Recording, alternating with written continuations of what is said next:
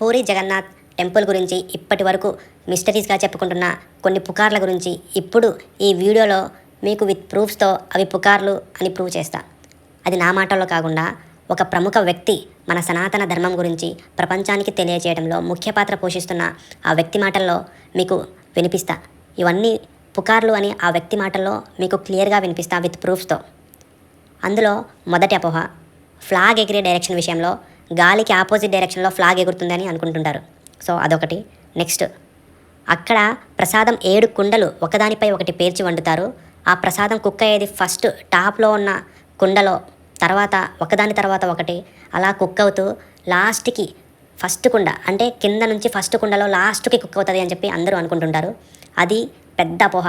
దాని గురించి కూడా క్లియర్గా విత్ ప్రూఫ్స్తో నేను ఈ వీడియోలో వివరిస్తా. తర్వాత ఆ టెంపుల్ పై నుంచి విమానాలు కానీ పక్షులు కానీ ఏమీ ఎగరవని చెప్పి అందరూ అపోహపడుతుంటారు. అది కూడా అపోహే అని చెప్పి ఈ వీడియోలో మీకు అర్థమవుతుంది. ఆ వీడియో అంతా మొత్తం చూసిన తర్వాత ఆ వ్యక్తి మాటల్లో మీకు క్లియర్గా అర్థమవుతుంది అనమాట. తర్వాత ఆ టెంపుల్ పైన ఉన్న చక్రం 360 డిగ్రీస్లో, అంటే మీరు ఎటువైపు నుంచి చూసినా ఆ చక్రం మీ వైపే తిరిగి ఉన్నట్లు కనిపిస్తుంటుంది. మీ వైపే తిరిగి ఉంటుంది, మిమ్మల్ని చూస్తుంటుంది అని చెప్పి అందరూ అంటుంటారు, అందరూ అనుకుంటూ ఉంటారు. అందరూ నాకు తెలిసి ఇప్పటివరకు అలాగే అనుకుంటుంటారు. అంతేకాకుండా దీనికి సంబంధించి ఈ మిస్టరీస్ గురించి కొంతమంది యూట్యూబర్స్ రకరకాల వీడియోలు ఎన్ని వీడియోస్ చేశారు. పెద్ద యూట్యూబర్స్ కూడా, పెద్ద యూట్యూబర్సే కాదు బాబోయ్, పెద్ద సెలబ్రిటీలు. రీసెంట్గా ఒక పర్సన్ ఇంటర్వ్యూ చేశాడనమాట, ఒక ఫేమస్ పర్సన్ని. అతని జీవితకాలం మొత్తం ఇలాంటి మిస్టరీస్ కాదు, మన ఆలయాల గురించి, మన ఆలయాలకు సంబంధించి అంటే సైంటిఫిక్గా రీసెర్చ్ చేశారంట ఆయన. సో దాని మీద ఆయన అంత రీసెర్చ్ చేసి కూడా మరి ఈ విషయంలో దీనిని ఎలా మిస్ అయ్యారో నాకు అర్థం కావట్లేదు. ఆయన మాటల్లో కూడా కొన్ని ఉన్నాయి. అవన్నీ ఆ రికార్డింగ్స్ అన్నీ నేను దీనిలో ప్లే చేస్తాను. సో ఏదైనా అవని నేను వాటి గురించి ఆల్రెడీ యూట్యూబర్స్ ఏమేమి చెప్పారో అవన్నీ దీనిలో ప్లే చేస్తాను. ప్లే చేసి వివరించి తర్వాత ఎవరైతే ఆ ప్రముఖ వ్యక్తి ఇవన్నీ పుకార్లని చెప్పి ఎలా ప్రూవ్ చేశారో అది కూడా దీంట్లో వివరిస్తాను, చూపిస్తాను. క్లియర్గా మంచిగా ఉంటుంది. హ్యాపీగా చూసి తెలుసుకోండి నిజాలేంటో. అసలు పూరి జగన్నాథ్కి సంబంధించి చాలా విచిత్రాలు ఉన్నాయి. నీకు జస్ట్ ఒక 2 విచిత్రాలు మాత్రం చెప్తాను ఇప్పుడు. ఈ పూరి జగన్నాథ్ దేవాలయం మీద ప్రతిరోజు ఒక ఫ్లాగ్ని ఎగరేస్తారు, జెండాని. అది ఒక సైడ్ ఎగురుతుంది. అది గాలికి వ్యతిరేక దిశలో ఎగురుద్ది. ఇప్పుడు గాలి ఇటు వీస్తుంది అనుకోండి, ఫ్లాగ్ ఇటు రెపరెపలాడుద్ది. అంటే దాని అర్థం ఏమిటి? వ్యతిరేక దిశలో ఎట్లా ఎగురుతుంది? గాలి ఇటుంటే ఫ్లాగ్ ఇటు రావడం అనేది, ఇటు ఎగరడం అనేది, అది దాని వెనక టెక్నాలజీ ఏందో నాకు తెలియదు. తర్వాత ఇంకొకటి, అది పైన చక్రం ఉంటుంది. అది ఆ దేవాలయం పైన చక్రం ఉంటుంది. అది చాలా దూరం కనిపిస్తుంది. నువ్వు 360 డిగ్రీస్లో ఆ చక్రాన్ని ఎటు చూసినా ఆ చక్రం నీకు ఇట్లానే కనిపిస్తుంది. ఇప్పుడు ఒక యాంగిల్లో చూస్తే చక్రం ఇట్లా కనిపించాలి కదా, కానీ చక్రం ఒకేలా కనిపిస్తుంది. మరి దీనికి ఏమంటారు? దీని వెనక టెక్నాలజీ ఏంటి? దాని వెనక టెక్నాలజీ ఏంటో అంత రీసెర్చ్ చేసినా మీకే తెలియకపోతే మాకెలా తెలుస్తుంది? ఎవరికి తెలియదు. ఎందుకంటే అక్కడ ఎలాంటి టెక్నాలజీ లేదు.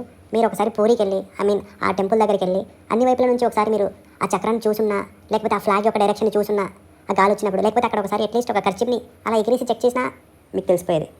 इस मंदिर के ऊपर एक झंडा है जो साइंटिफिक लॉ के बिल्कुल विपरीत चलता है. जैसे कि हमें पता है कि जिस डायरेक्शन में हवा चलती है पतंग भी उसी डायरेक्शन में उड़ती है और झंडा भी उसी डायरेक्शन में उड़ना चाहिए. पर जगन्नाथ मंदिर के इस झंडे की बात बिल्कुल अलग है. ये हमेशा हवा के ऑपोजिट डायरेक्शन में उड़ता है. क्यों और कैसे आज तक कोई समझ नहीं पाया. उससे बड़ी मिस्ट्री है प्रसाद बनाने की. लकड़ी की आग पे 7 मिट्टी के बर्तनों को एक के ऊपर एक रखकर प्रसाद बनाया जाता है. साइंस और लॉजिक्स कहते हैं कि सबसे पहले सबसे नीचे वाले बर्तन का प्रसाद पकना चाहिए. पर पुरी के जगन्नाथ मंदिर में साइंस और लॉजिक्स नहीं चलते.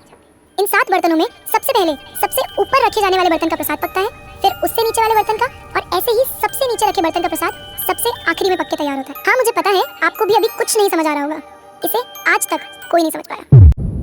The mystery is not over here. जैसा कि हमें पता है कि कुछ buildings, architectures and areas no fly zones होते हैं. मतलब वहाँ ड्रोन्स, एयरप्लेन्स या कोई भी मैन मेड फ्लाइंग ऑब्जेक्ट पहुँचाने की या उड़ाने की परमिशन नहीं.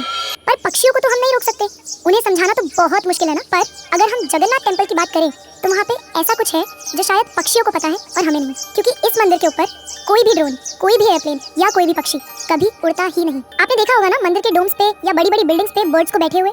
कभी जगन्नाथपुरी जाएंगे तो देखिएगा that birds don't rest on the roof of Jagannath temple. आप कभी भी किसी भी पक्षी को जगन्नाथ टेम्पल की छत पे या उसके डोम्स पे बैठा हुआ नहीं देखेंगे. पर कंफ्यूज करने वाली बात ये है कि कैसे एक बेजुबान पक्षी ये जानता है कि इस मंदिर के ऊपर से उड़कर नहीं जाना. सुदर्शन चक्र, ये नाम तो आपने सुना ही होगा. सुदर्शन चक्र भगवान विष्णु का अस्त्र है। ये अधर्म का विनाश करता है। जगन्नाथ मंदिर के टॉप पे एक सुदर्शन चक्र है और उसे आप जिस भी डायरेक्शन से देखोगे उसकी फेसिंग आप ही की तरफ होगी। इस मंदिर के अंदर 9 रहस्यमयी बातें हैं जिनका आंसर आज तक कोई नहीं निकाल पाया है। जैसे कि आपने फ्लैग को देखा होगा, वो अपनी डायरेक्शन में लहराता है, पर जगन्नाथ टेंपल के टॉप पे जो फ्लैग है वो हवा के अपोजिट डायरेक्शन में लहराता है। और इसके टॉप में जो चक्र है, आप इसे भी किसी एंगल से देख लो, आपकी ही साइड में दिखे। ये पक्षी, एरोप्लेन, हेलीकॉप्टर इसके ऊपर फ्लाई यानी नहीं उड़ सकता है। आपने देखा होगा जितने भी मोन्यूमेंट्स हैं, टेंपल हैं, जो भी हाइट वाली प्लेस पर होते हैं, वहाँ पर बर्ड्स जाकर बैठ जाती है, पर हमारे जगन्नाथ टेंपल में आज तक कोई भी पक्षी नहीं बैठा है जाके ऊपर। रहस्यमय वाली बात है। यहाँ पर प्रसाद बनाने का तरीका कुछ डिफरेंट है। यहाँ पर 7 मिट्टी के बर्तन एक दूसरे के ऊपर रखे जाते हैं और नीचे लकड़ी की आग होती है। और शॉकिंग वाली बात यह है कि सबसे टॉप में जो बर्तन होता है वो सबसे पहले पकता है और नीचे वाला जो होता है वो आखिरी में पकता है। वरना देखा जाए तो पहले नीचे वाला पकेगा फिर ऊपर वाला। ऐसा कैसे कहा जाता है? ఎన్నో విచిత్రాలకు నిలయం అందులో కొన్ని విశ్లేషణ ఇప్పుడు చూద్దాం. అందులో నెంబర్ 1 ఆ టెంపుల్ ఫ్లాగ్. ఆ టెంపుల్ ఫ్లాగ్ ఎప్పుడు గాలికి ఇటు వేస్తుంటే ఆపోజిట్ డైరెక్షన్ లో ఎగురుతుందంట. దీని వెనకాల ఉన్న సైంటిఫిక్ రీజన్ ఏంటి అనేది ఇప్పటికీ ఎవరికీ అర్థం కాలేదు. నెంబర్ 2 సుదర్శన్ చక్ర. ఆ టెంపుల్ పైన ఒక సుదర్శన్ చక్ర ఉంటుంది. మీరు ఆ టెంపుల్ లో ఎటువైపు నుంచి వెళ్ళి చూసినా సరే ఆ సుదర్శన్ చక్ర అనేది మీ వైపే ఫోకస్ చేసి ఉన్నట్టు ఉంటుందంట. దీని వెనకాల ఉన్న లాజిక్ ఏంటి అనేది కానీ లేదా కన్స్ట్రక్షన్ టెక్నిక్ ఏంటి అనేది కానీ ఇప్పటికి కూడా ఎవరికీ తెలియదు. మూడోది no planes or no birds fly above the temple. అంటే ఆ టెంపుల్ మీద నుంచి ఇప్పటివరకు విమానాలు కానీ పక్షులు కానీ ఎగరలేదంట. అంటే ఇదేమి విమానాలు ఎగరకూడదని గవర్నమెంట్ పెట్టిన రూల్ ఏమీ కాదు. అయినా సరే ఏం లాజిక్ ఉంది మరి? పక్షులు సరే విమానాలు అంటే ఆ రూట్ కాదు, ఎగరలేదు అనుకుందాం. మరి పక్షులు కూడా ఎందుకు ఇప్పటివరకు ఆ టెంపుల్ మీద ఎగరలేదు అంటే ఆ ప్రసాదం వండడానికి ఒక కొండ మీద ఇంకో కొండ, ఒక కొండ మీద ఇంకో కొండ 7 కొండలు పెట్టి వండుతారంట. కింద మంటున్నప్పుడు ఏ కొండ తొందరగా ఉడకాలి, కింద కొండ తొందరగా ఉడకాలి, కానీ పై కొండే తొందరగా ఆ ప్రసాదం అనేది కుక్ అవుతుందంట. ఆ తర్వాత ఒక్కొక్క దానిలో కుక్ అవుతూ చివరికి లాస్ట్ కొండలో కుక్ అవుతుందంట. ఇప్పుడు మీ అందరికీ సమాధానం ఇచ్చే ఆ ప్రముఖ వ్యక్తి ఇప్పుడు వస్తాడు, వినండి. అన్లర్న్ బిఫోర్ లెర్నింగ్ అంటారు సాఫ్ట్వేర్లో. అదేమిటి అంటే మనం కొన్ని తప్పులు నేర్చుకుందాం అనుకోండి పాస్ట్లోను, ముందు అవి బుర్రలోంచి తీసేస్తే కనుక అప్పుడు రైట్ని అక్కడికి ఎక్కించుకోవచ్చు. ఆ ప్రయత్నం ఈ వీడియోలో చేద్దాం. మీకు వాట్సాప్లో అస్తమాను కనిపించేది, యూట్యూబ్లో అస్తమాను కనిపించేది ఒక వీడియో ఉంటుంది, సైంటిస్టుల మతి పోగొట్టిన 10 పూరి రహస్యాలు అని. అవి చదివి జనాలు ఆహా ఓహో అంటూ ఉంటారు. అందులో కొన్ని పుకార్లు ఉన్నాయి, కొన్ని మాత్రమే నిజాలు.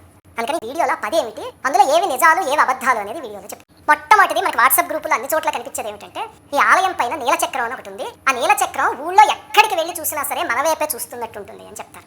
ఆలయం పైన నీలచక్రం ఉండడం మాట నిజమే, కానీ ఎక్కడి నుంచి చూసినా మన వైపే చూస్తూ ఉండడం అనే మాట అబద్ధం. మీరు దక్షిణం వైపు కానీ ఉత్తరం వైపు కానీ మాడవీధులు ఉంటాయి, అంటే గుడి చుట్టూ ఉండే రోడ్లు, అక్కడికి వెళ్ళి ఆలయానికి సెంటర్లో నిలబడి చూసారనుకోండి. ఇప్పుడు ఫోటో నేను తీసింది అక్కడ నిలబడి చూస్తే అప్పుడు నీలచక్రం మీ వైపుకి తిరిగి ఉండదు, ఆ అంచు కనిపిస్తుంది, అంటే చక్రం యొక్క అంచు. అలాగే ఆలయం లోపల రోహిణి కుండం అని ఉంది, ఆ ప్రాంతంలో నిలబడి పైకి చూడండి, చూస్తే కేవలం ఆ చక్రం అంచు కనిపిస్తుంది అంతే. అంటే ఇది పుకారు తప్ప నిజం కాదు. రెండవది, ఆలయం పైన పక్షులు విమానాలు ఏవి ఎగరవు అని విస్తృతంగా ప్రచారం చేశారు. విమానాలు ఎగరలేదు అంటే అది ఆ డిపార్ట్మెంట్ వాళ్ళ ఇష్టం, అంటే వాళ్ళు ఎగరమంటే ఎగురుతాయి లేకపోతే ఎగరమంతే కదా, కానీ పక్షులు ఎగరదు అనేది మాత్రం అబద్ధం. మీరు సాయంత్రం 5 గంటలకి ఎప్పుడైనా వెళ్ళండి పూరి ఆలయం దగ్గరికి. ఇదిగో ఇది 5 గంటలకి వెళ్ళి మేము తీసిన వీడియో చూస్తే విపరీతంగా పక్షులు ఎగురుతాయి, నీలచక్రం దగ్గరికి, ఆ జెండా దగ్గరికి, ఆ గోపురం పైకి అని. అందువల్ల ఆలయం పైన ఎగరదు అనేది కూడా అబద్ధం. అక్కడ 7 కుండలు ఒకదానిపైన ఒకటి పెట్టి వండుతారు. వండితే మొట్టమొదట పై కుండలోది ఉడుకుతుంది, అలాగే వచ్చి ఆఖరణ కింద కుండలోది ఉడుకుతుంది అని చెప్తారు. 7 కుండలు ఒకదానిపైన ఒకటి పెట్టి ఒకేసారి వండడం అనేది పొరపాటు. ఇది ఈ బొమ్మ ఇక్కడ చూసి అలా ఊహించుకున్నారు జనం. ఇది వంటకి ముందు కుండలు ఒకదానిపైన ఒకటి పేర్చిన ఫోటో అనమాట, చూసి ఊహించుకున్నారు. అక్కడ నిజం ఏమిటి అంటే వంటశాలలో అక్కడ పొయ్యికి 7 కన్నాలు ఉంటాయి, పెద్ద దాని నుంచి మొదలుకొని చిన్న దాని వరకు. అందులో పెద్ద దానిపైన రైస్ పెడతారు, అలాగే మిగతా 6 పదార్థాలని పప్పు కూర అలాంటివన్నీ మిగతా వాటి మీద పెడతారు. అన్నీ ఒకేసారి ఉడుకుతాయి, అలాగే ప్యారలల్గా ఉడుకుతాయి తప్ప ఒకదాని మీద ఒకటి వర్టికల్గా పెట్టి ఉడికించడం కాదు. అన్నీ ఒకసారి వండడం కరెక్టే తప్ప ఒకదాని మీద ఒకటి వండడం కరెక్ట్. ఇంకా 9వది ఏమిటి అంటే, ఈ ఒక్క ఆలయం పైనే జెండా గాలికి వ్యతిరేక దిశలో తిరుగుతూ ఉంటుంది అని చెప్తారు. ఇది మేము చాలా వరకు పరీక్షించడానికి ప్రయత్నించాము, కొంతవరకు సక్సెస్ అవ్వగలిగాం. ఏమిటంటే ఇది ఇక్కడ చూపిస్తున్న వీడియో చూడండి. ఈ ఆలయం పైనే కాదు, పక్కన ఉన్న అన్ని ఆలయాలపైన జెండాలన్నీ ఒకే దిశలో తిరుగుతూ ఉంటాయి. ఏ ఆలయమైనా అంటే, అలాగే మీరు కర్చీఫ్ పుచ్చుకుని అక్కడ నించుంటే కనుక కర్చీఫ్ కూడా అదే డైరెక్షన్లో ఎగురుతూ ఉంటుంది. సో ఈ ఒక్క జెండా వ్యతిరేక దిశలో తిరుగుతుంది అనడం మాత్రం వాస్తవం కాదు, కానీ అక్కడ ఉన్న జెండాలన్నీ మాత్రం ఒకే దిశలో తిరుగుతుంటే ఇదిగో ఈ వీడియోనే మీకు దానికి తార్కా. ఇంకా ఓకే, ఇవన్నీ పుకార్లని శ్రీనివాస్ గారు విత్ ప్రూఫ్తో చెప్పారు కదా.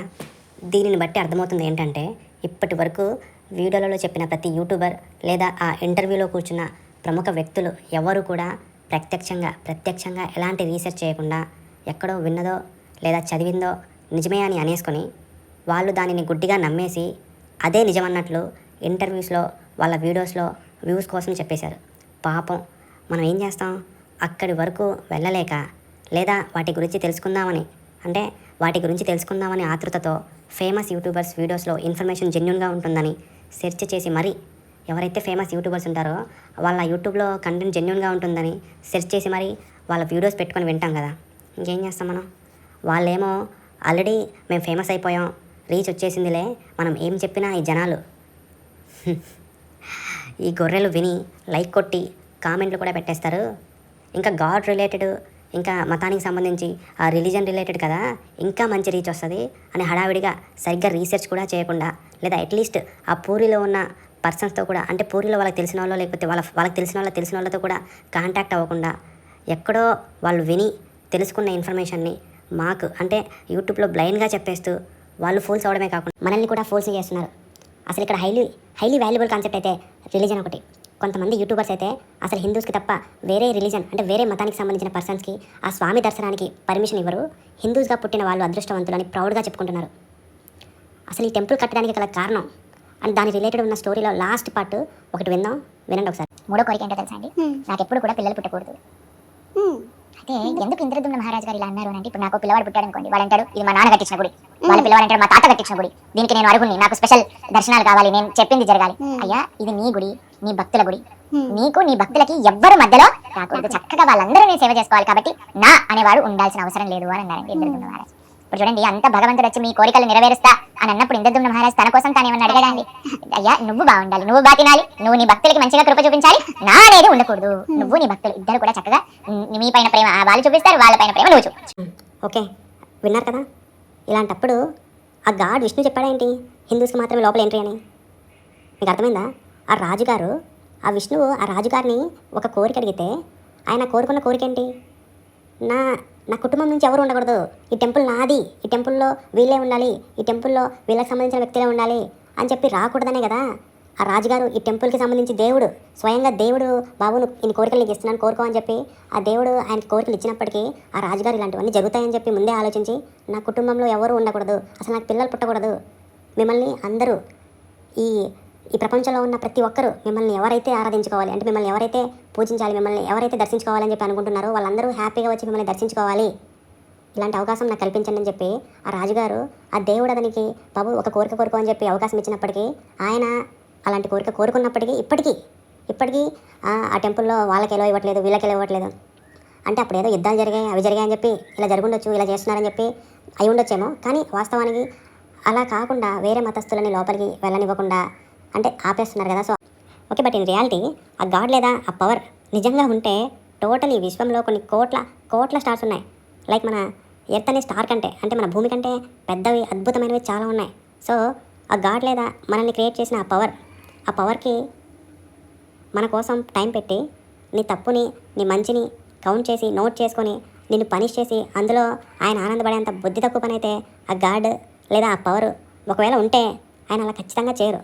సో మనం నిజాలు తెలుసుకొని ఈ కులమతాలు ఈ మతపిచ్చి కులపిచ్చి లేకుండా ప్రస్తుతం ఆల్రెడీ మన సొసైటీ కార్పొరేట్ పవర్స్తో ఆల్రెడీ డిజైన్ అయిపోయింది. మనం ఏం చేయను, ఆల్రెడీ కార్పొరేట్ సంస్థలు లేకపోతే కార్పొరేట్ పవర్స్ ఆల్రెడీ మన సొసైటీ ఇలా ఉండాలని చెప్పి డిజైన్ చేసేసింది.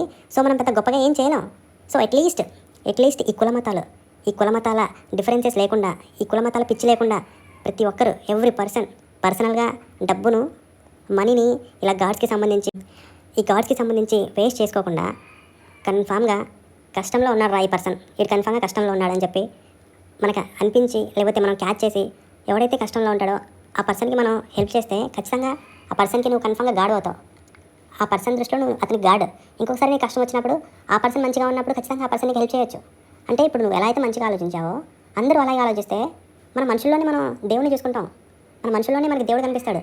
సో మనం ఆ విధంగా మన మనసుని లేదా మన మైండ్ని మనం అలా మార్చుకోవాలి. కానీ ఇలా మనం ఏవో వేరే వాళ్ళని మోసాలు చేసేసి వేరే వాళ్ళని ఇబ్బందులు పెట్టేసి మనం టెంపుల్కి వెళ్ళిపోయి గాడికి మనం ఇన్ని డబ్బులు చందా వేసేసి అంతా చేసేస్తే ఒకవేళ నిజంగా గాడున్నా నువ్వేదో చందా వేసావని చెప్పి నువ్వేదో టెంపుల్ కట్టించావని చెప్పి లేదా నువ్వు టెంపుల్ కడుతున్నందుకు ఇన్ని డబ్బులు ఇచ్చావని చెప్పి నిన్నేం ఆ దేవుడు స్వర్గానికి తీసుకెళ్ళాడు. సరే ఇప్పుడు ఇలా ఇంతలా వీడియోస్ చేస్తూ ఉన్నావు కదా, సో ఆ వీడియోస్ గురించి ఇంతలా చెప్తున్నావు ఏంటి? సరే నువ్వు ఇప్పుడు ఆ రాజు గురించి చెప్పావు, ఆ రాజు స్టోరీ చెప్పావు, ఇప్పుడు నువ్వు ఆ రాజు స్టోరీ నమ్మేసావా?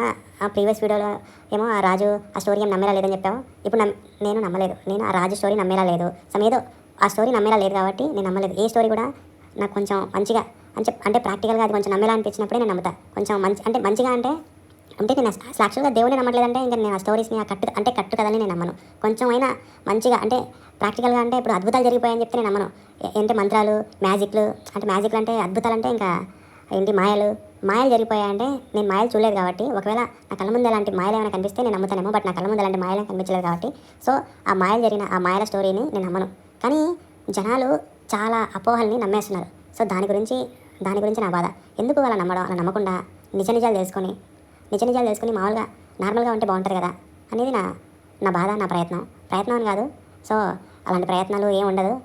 నేను చేస్తున్న ఈ వీడియో నేను తప్ప ఇంకెవరు చూసుకోరు, ఎవరు చూడరు, అంతవరకే వెళ్ళదు. కానీ ఏంటంటే నా ఆనందం ఏంటంటే ఓకే ఏదో ఒక విషయం గురించి, ఏదో ఒక విషయం కాదు, ఇది మంచిగా అనిపించట్లేదు, ఇది నిజాయితీగా లేదు అన్న విషయం గురించి నేను క్వశ్చన్ చేస్తున్నాను. అంటే నాకు వస్తున్న క్వశ్చన్ని నేను పబ్లిక్గా క్వశ్చన్ చేసుకునే అవకాశం నాకు ఇక్కడ ఉంది. ఆల్సో నేను ఎప్పుడు కావాలన్నా ఈ క్వశ్చన్ని నేను అంటే ఈ వీడియో నేను చూసుకోవచ్చు ఓకే అని చెప్పి అదొక రకమైన సాటిస్ఫాక్షన్ అంతే. అంతకుమించి ఈ వీడియో నుంచి నేను ఏదో సాధించేస్తాం, ఏదో వచ్చేస్తాను అన్న నమ్మకం అయితే నాకు ప్రస్తుతం లేదు. ఎందుకంటే ఇలా మాట్లాడే వాళ్ళకి, ఇలాంటి కంటెంట్లో ఇలా క్వశ్చన్ చేసే వాళ్ళకి, ఇంకా మెయిన్గా దేవుడిని నమ్మని వాళ్ళకి, అంటే నేను దేవుడు కనిపిస్తే కానీ నమ్మను, నా కళ్ళ ముందు అద్భుతాలు జరిగితే కానీ నమ్మను అని చెప్పి మూర్ఖంగా చెప్తాను కదా. సో ఇలా మూర్ఖంగా కొంచెం కూడా తెలివి లేకుండా మాట్లాడే పర్సన్స్ని ఎవరు సపోర్ట్ చేయరు. ఎవరు సపోర్ట్ చేయడం అంటే ఎవరు ఇష్టపడరు కదా చూడడానికి. సో దానివల్ల నాకు ఇప్పటికీ రీచ్ రాదు. సో ఆ విషయం నాకు తెలుసు. కానీ పర్లేదు, ఏదో నా సాటిస్ఫాక్షన్ అది. ఏదేమైనా సో అద్భుతాలు చూపిస్తున్నారు, మాటల్లో అద్భుతాలు చూపిస్తున్నారు. సో ఆ మాటల్లో అద్భుతాలు కొంచెం ప్రాక్టికల్గా నిజంగా అనిపించేలా ఉంటే బాగుండేది అని చెప్పి నేను ఇక్కడ చూపిస్తున్నా. సో ఇప్పుడు విషయం ఏంటంటే యాక్చువల్గా శ్రీనివాస్ గారు మీరు మిమ్మల్ని ఉపయోగించుకొని కొంతమందికి ఏదో ఒక మంచి ఇన్ఫర్మేషన్ ఇద్దామని చెప్పి, మంచి ఇన్ఫర్మేషన్ అంటే ఏం లేదు. ఇప్పుడు చాలామంది పాపం అంతకుముందు పూరి జగన్నాథ్ టెంపుల్ గురించి కొన్ని నమ్ముతున్నారు కదా. సో ఇప్పుడు అందరూ మీ వీడియోస్ చూస్తారు. ఇప్పుడు అందరూ చూసారులే, కానీ చాలామంది చూడలేదు. ఎందుకంటే నాకు సంబంధించిన కొంతమంది వ్యక్తులతో మాట్లాడితే వాళ్ళు ఇప్పటికీ అక్కడ ఆ జెండా, ఆ గాలి డైరెక్షన్ అండ్ ఆ విండ్ డైరెక్షన్కి ఆపోజిట్లో జెండా ఎగురుతుంటుంది. నాతో వాదన అనమాట, అసలు నీకు అర్హత లేదు, నువ్వు దాని గురించి మాట్లాడే అర్హత లేదు నీకు అని చెప్పి నాతో వాదన, నన్ను తిట్టడం. నీకు తెలియకపోతే వెళ్ళి చూడు, తెలుసుకో, నేను వెళ్ళాను, చూశాను, మరి వాళ్ళు చూశారో ఏమో, మరి అంటే వాళ్ళు చూశారని చెప్పి నాకు నమ్మకంగా చెప్పారు. మరి వాళ్ళు చెప్పింది నిజమా, మీరు చెప్పింది నిజమా? ఇంచుమించు నాకు తెలిసి నేను చూసిన యూట్యూబ్ వీడియోస్లో మీరు తప్ప, శ్రీనివాస్ గారు మీరు తప్ప ప్రతి ఒక్క యూట్యూబర్ ఆ జెండా ఆ విండ్ డైరెక్షన్కి ఆపోజిట్లో ఎగురుతుంది అని చెప్పారు. తర్వాత ఆ చక్రం, అశోక చక్రమో, ఆ ఏదో చక్రం, విష్ణు చక్రమో, ఆ చక్రం మనం 360 డిగ్రీస్లో ఎటువైపు నుంచి చూసినా అది మనల్ని చూసినట్టు అనిపిస్తుంది, మన వైపు తిరిగినట్టు అనిపిస్తుంది అని చెప్పి ప్రతి ఒక్క యూట్యూబర్ అంటున్నారు. మీరు ఒక్కరే లేదు నేను చెక్ చేశానని చెప్పి విత్ వీడియో ప్రూఫ్తో పెట్టారు. అంతలా వీడియో ప్రూఫ్తో పెట్టిన తర్వాత కూడా ఎందుకు నమ్మరు? హ్యాపీగా నేనైతే నమ్మేశాను. ఎందుకంటే అది అద్భుతం కాదు, వాళ్ళు చెప్పింది అద్భుతం. ఎందుకంటే సైన్స్కి కూడా అంతు చిక్కని రహస్యం, మిరాకిల్ కదా, మిస్టరీ. అంటే సైన్స్ కూడా దాన్ని క్యాచ్ చేయలేదు. ఎలాగంటే సైంటిస్టులు కూడా దాన్ని కనిపెట్టలేకపోతున్నారు అని చెప్పి ఒక రకమైన ఏదో వాళ్ళ ముత్తాతలో లేకపోతే వాళ్ళ ఫ్యామిలీలో పర్సనో ఒక అద్భుతం చేశారు అన్న ఒక రకమైన ఆనందం అనమాట. అంటే నాకు యాక్చువల్గా వాళ్ళ ఆనందం ఏంటంటే నేను కూడా హిందూనే. సో హిందువుకు సంబంధించిన వ్యక్తి ఆ టెంపుల్ కట్టాడు, లేకపోతే అంత ఆ విధమైన టెక్నాలజీని నాకు సంబంధించిన వ్యక్తి, నా మతానికి సంబంధించిన వ్యక్తి ఇలా చేశాడు అని చెప్పి ఒక రకమైన ఆనందం కనిపిస్తున్నాడు వాళ్ళ మాటల్లో.